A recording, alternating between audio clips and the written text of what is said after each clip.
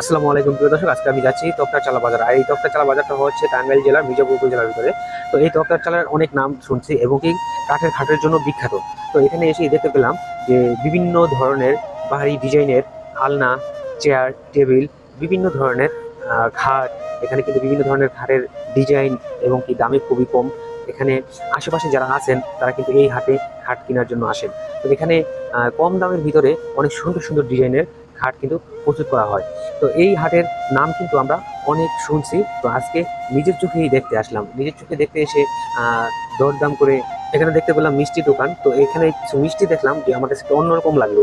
তো এই মিষ্টি খাওয়ার জন্য একটা লোভ জাগলো। তো এখানে অনেক মানুষ দেখতে পেলাম যে এই মিষ্টি দিয়ে রুটি খাচ্ছে। তো আমিও অর্ডার করলাম এই মিষ্টি দিয়ে রুটি খাওয়ার জন্য।